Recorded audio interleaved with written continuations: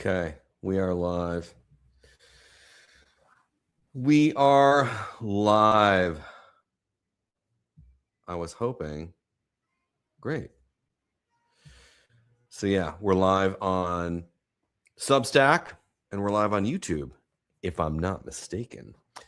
Anyway, I just wanted to hop in here and express some thanks. In the past, I would say 48 hours, I've really been at after much delay. I've decided to sort of start leaning into Substack. I've had a Substack account for a while, never did anything with it. Whenever I would write something in essay form, I love how Joseph Walker chimes in and says, "Hey there, I'm getting a pedicure as we speak." Fantastic. Please enjoy your pedicure. And thank you for reminding me that I am due for one. But anyway, what was I saying? I sent a note out to my followers and subscribers, rather, on Patreon, that I'm going to start moving operations over to Substack, because in the last 48 hours or so, I would say, or really more, last day, I've been poking around Patreon in the settings and stuff even more, and have been super impressed with the tools that are there. So yeah, it offers more in the way of community engagement and customizations and things like that than Patreon does. And it's not to say that I don't like Patreon, because I do like Patreon and the fantastic people who've been subscribing to me have been very good to me. So I don't want to discount that at all. But I do want to throw a little shout out of thanks, really. So specifically, let me just thank some of the new paid subs over on Substack. Let's see. Thank you to Lynn, to Jean Sampson, Claudia Marie Borsella, Jessica Edinger, Alexandra Zargar, Brendan Clary, my old college roommate. Brendan is one of the smartest, funniest people I know. Very talented writer too, by the way. Kay Raffini, Dawn Hollingsworth, Tim Burks, Fran McTamney. Fran, you've been on my train for a long time, and I'm very grateful. Thank you. Harriet Lunds, Anne Ducamon. I hope I'm saying that right. I hope I'm not slaughtering it. I don't want to be disrespectful. Anne Ducamon, thank you. Laurel Marquette, HSH, Lauren, and Susan Smitman. You guys so far are the new paid subscribers over on Substack, and for you and your patronage and your support, I am super grateful. So thank you. I also wanted to, and how do I, like, where do I go to see where my live is right now? Like, is it happening? Are we live right now on Substack? I hope I am. Yeah, I am. Okay.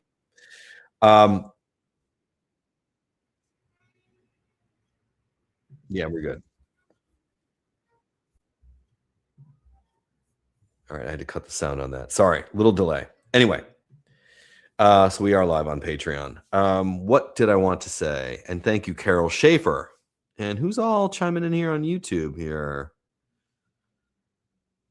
Tracy McDaniel, Ellen Bello, Joseph Walker. You guys, Joseph gets the prize today because he is watching this while he's getting a pedicure, which I would love to be getting right now as well. I would love to be getting a fucking pedicure right now. Anyway, it is snowing like crazy outside right now. In fact, weather app, what are we getting here in New York? I failed to see this coming because I'm an idiot. Kalea, thank you so much. So special weather statement. Conditions started at 10:55 a.m. I was out there. Snowing until about 4 o'clock this afternoon. It is fabulous. We're having a blizzard. It's a full-on blizzard outside right now, and it's kind of beautiful. So anyway, but it's not too cold. It's like 35. Feels like 28. yeah, we'll get some accumulation, and then the accumulation will dissipate because it's going to be above freezing for the next couple of days. Anyway, enough about the weather. Who gives a shit? Back to you guys. What was I going to say? So last night I finally got around to watching Tron Ares, the much maligned Tron Ares. And can't post comments to some destinations, learn more. Oh, okay. So, all right. Sorry. My apologies to the Patreon commenters. Oh, here's my live chat.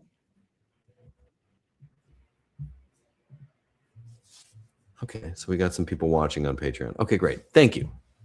I just want to make sure everybody's getting the feed. I'm new at the Substack, or not Patreon. See, my language is all fucked up. Substackers are getting this. I'm not broadcasting to Patreon. I'm broadcasting to YouTube and Substack. So, hi. Let me do a live chat message here. I watched finally Tron Ares.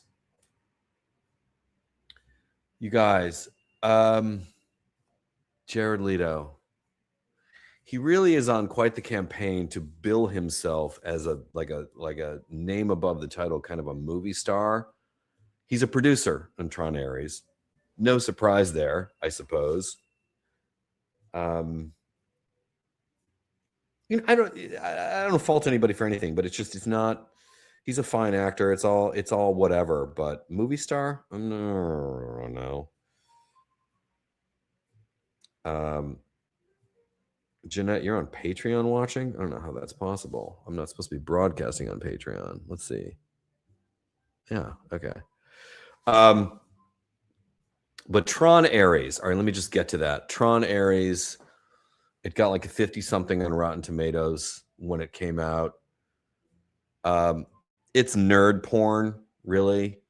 Script-wise, the story is terrible. The script is like lousy. I didn't like, I'm pretty savvy when it comes to plot, especially tech, nerd kind of stuff. I didn't get it, really. I had a really hard time kind of figuring out what this was about. Anyway, that said, it is, the production design on this movie is so good.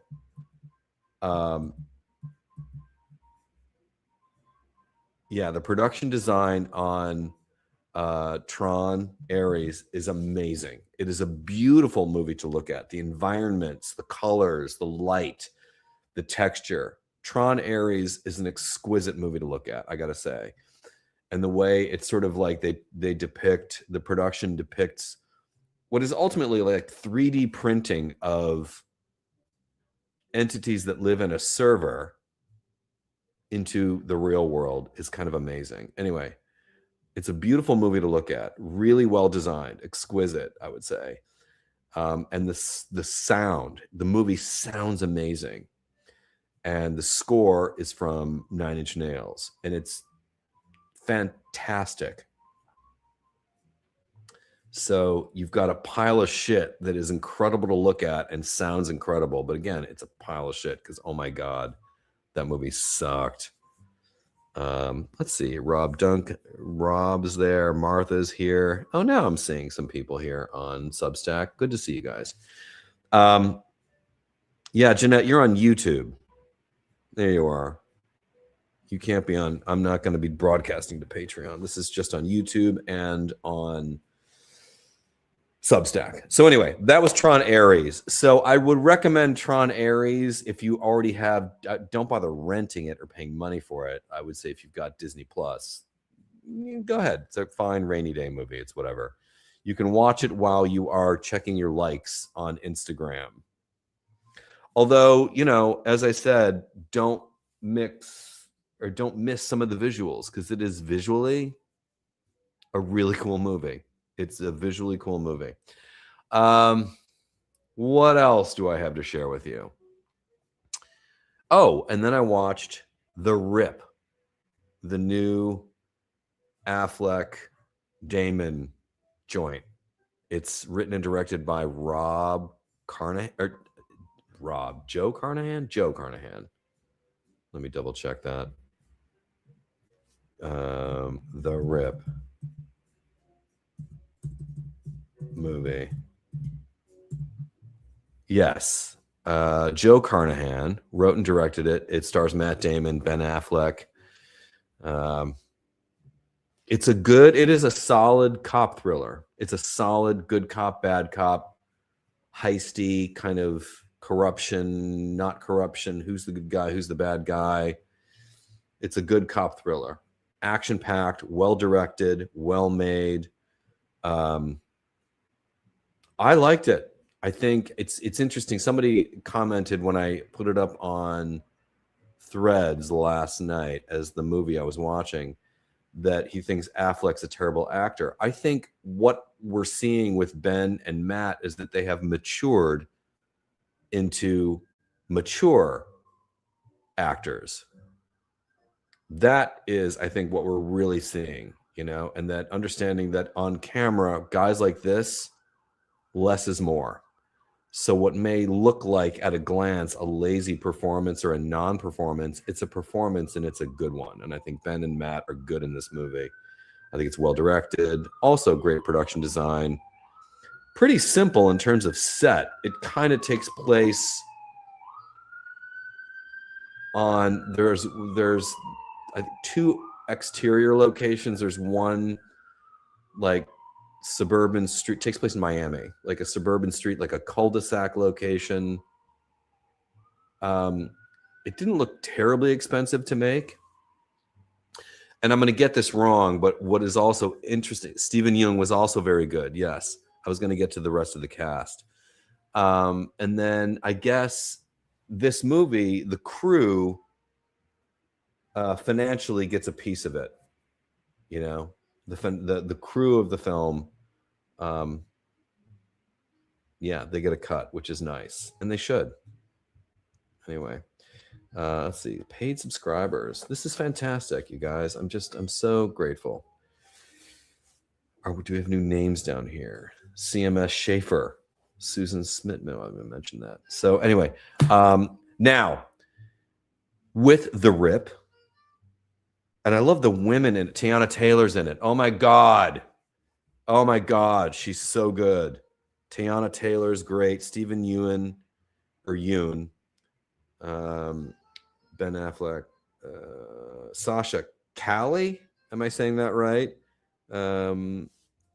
Has a great role in this, but I love Tiana Taylor. And this is where I'm going to have a problem because it's just going to, I have now an unreasonable crush on Kyle Chandler,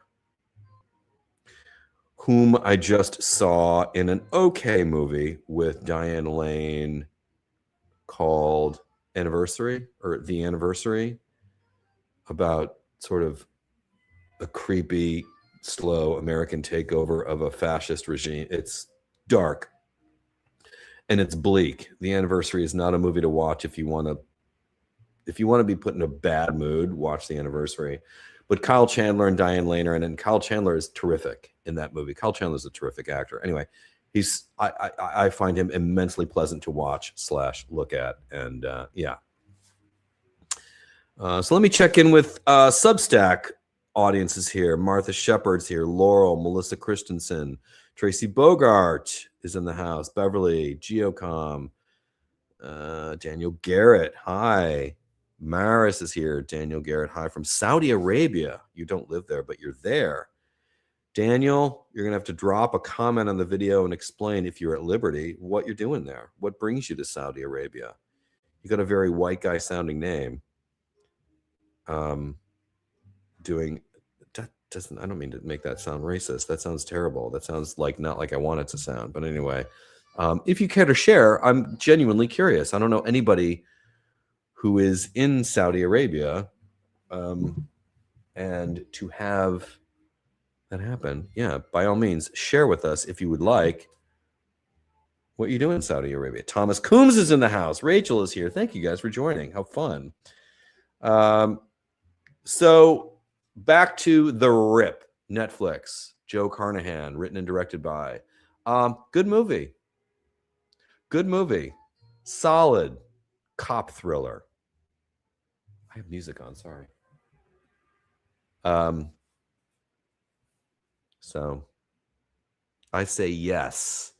And as far as what I'm reading, I want to start back into, I read some years ago, I've been long intrigued by the novels, the spy novels of John le Carré. And John le Carré's spy novel, John le Carré is British, like Ian Fleming, although Ian Fleming's Bond novels are an enhanced sort of glamorization of the spy world and spy craft, whereas John le Carré gets into more of like it's a little dark. And if you've ever seen Tinker Tailor Soldier Spy, perfect example. I love that movie. I thought it was too short. I thought that movie could have been 3 hours. He wrote Tinker Tailor Soldier Spy, or The Spy Who Came In From the Cold. Great film with Richard Burton. I read Spy Who Came In From the Cold, and I started Tinker Tailor. Something happened. I got interrupted, and I got to pick it back up again. Because when I was living in Cleveland, in downtown Cleveland, I was a 5-minute walk from the Cleveland Public Library downtown. Beautiful branch. It was a real perk of living there. And I got some of them out of the library and started reading. I had to return it.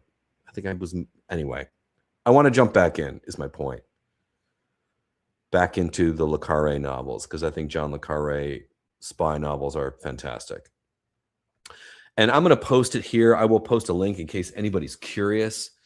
I had found this article, and I'll find it again. It might have been in Esquire, or it might have been in New York Magazine. I don't remember. But somebody took the time to write down, basically the gist of the post was, if you're interested in reading John le Carré spy novels, like the Smiley series, and if you've read them, you know what I'm talking about, this is where you start. And it was a great primer for someone like me who's interested in diving in, because I love spy novels. I think they're just fantastic when they're well done. I love a mystery. I love a thriller. Yeah, all of that. And for now, that's kind of all I got. What is this down here? This is all right, interesting. Did you decide to get a shave at the barber shop? Oh, you were watching me on Instagram, Jesus Morales. No, I did not. I'm not going out in this. It's literally a blizzard. I'm not going to go downtown, because the barber shop where I get the shave is downtown, like in the Village. So no, I'm not going down there today. But thanks for asking. The question was about whether or not, let's see, Rachel said, love le Carré's books, and I've started reading Daniel Silva, excellent author. Nice. Slow Horses. Okay. All right. I also want to start getting back into George Saunders. He's in the interview on the New York Times this weekend. George Saunders is a smart guy, brilliant writer, and he teaches writing. And I want to get back into him as well. So, where was I? Oh, barbershop. I had suggested it being Saturday, and I might just do a live shave on Patreon tomorrow. I was going to go down to one of the barbershops I really like, not my haircutter barbershop, but a different one, to get a shave, because my haircutter barber they don't do shaves. So I might go get a shave. I was going to, but then it started blizzarding outside. It's like a Dairy Queen blizzard outside. That's how heavy of a blizzard it is. So I love getting a shave. I love lying back and getting a shave. I've talked about this a million times, and forgive me for being redundant, but the experience I had getting a shave in London at George F. Trumper is unmatched here in New York, as far as I know. If anybody knows anything of where, because like it was not the problem with current American barbershops, New York barbershops. The version, this happens in restaurants too, where they think like we need a soundtrack on the sound system that, you know, we need energy. Like, shut the fuck up. I'm not in a nightclub. I didn't bring glow sticks. I'm not on the right drugs for this. I want a tranquil, peaceful oasis. So the barbershops I go into, it's fine when I'm getting my haircut, but when I'm getting a shave, I want to tilt my head back. I want to relax, get that little mini hot towel facial that I get. I don't want to hear like, shut the fuck up with that. But at George F. Trumper in London, it was delightful. It was pleasant. It was a sophisticated, grown-up, adult-like oasis of grooming. And I have not found that here. The place I go downtown, it's a great barbershop. It's a nice-looking room, but it's a little too, I wouldn't call it a soothing setting. And that's what I would prefer. So anyway, let's see. I'm going to show that. This, look at that. Kalea with the $5. Thank you very much, Kalea. She's watching from YouTube, and that's why she was able to do that. Kalea, I'm not even going to try to pronounce your last name because I'm going to slaughter it. I'm going to screw that up. So thank you very much. Love you right back.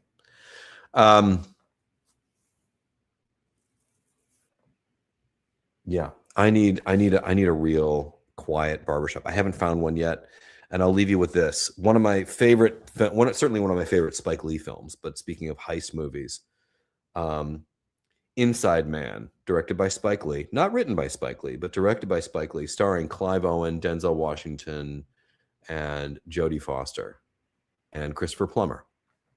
Great movie, great heist movie. It's got a twist and a curve you're not going to see it coming. It's great. And it was filmed at a bank branch that is now a coffee shop down in the financial district, where it's one of my favorites, Comwell Coffee Shop. It's the best. And that bank in the movie is now that coffee shop. Anyway, at the very end of the movie, Jodie Foster goes into this club that is clearly an old New York men's kind of environment, like a men's club, a lot of marble, dark wood, oak, little clickety clack on the floor because that's where your heels make the noise, like marble, like a club, old money club. And she just parades herself in to go collect her check from Christopher Plummer for the work that she did. And he is getting his haircut in this club. I don't know where that is. I think it's somewhere downtown, but it is a space that exists. I don't know. I am assuming it's where, you know, men of a certain financial strata and of a certain age, I guess, get their haircut. But if you've seen Inside Man, you know the scene I'm talking about. And Jodie Foster's, her hair is like, she's not pulled back, it's long. And she confronts Christopher Plummer about something I will not give away here because I don't want to blow the plot. And it is such a handsome space to get groomed. And that just doesn't exist. That room where Christopher Plummer is sitting in a barber chair and then Jodie Foster sits in the vacant barber chair next to him, and they have a confrontation because he's in the middle of getting his haircut. And when she comes in, he waves the barber away like, I need the room. I need to be alone with this woman. That room, I would love to know where that is, and I want to go get my haircut there. I want to go get a shave there. That's what I want to do. So anyway, I'm going to shut up now. Thank you guys for tuning in and enjoying this live. This was meant to be a thank you, and thank you to everyone who has joined me on Patreon. Or Patreon. God, I'm doing it again. Shut up, George. On Substack. Thank you for joining me on Substack. I have been exploring Substack in depth for the past day or so and really enjoying the sort of tools that it offers creators. I've been encouraging people I know who are writers and they're frustrated with their magazine or newspaper jobs. I said, you can pop up on a Substack, buddy. Like get in there. Anyway, the tools are fantastic, and I only wish I'd done it sooner. So I'm late to that party. I usually am. And anyway, in 1984, a man shot 4 black teens on a subway. Oh, sounds like we're talking about Bernard Goetz. Anyway, just got this alert from the New Yorker of an article to read. Anyway, thanks for watching. Thank you guys on Substack for joining me there. I'm so excited about this new chapter of the journey of me as a creator online. Anyone remember Kyle Chandler from Tour of Duty? I did not see that. Let's see. How are you looking younger every year? You're very kind. Let's see. MDLCBN. It's a barbershop inside the Downtown Association in Manhattan. DTA. Really? Thank you for that.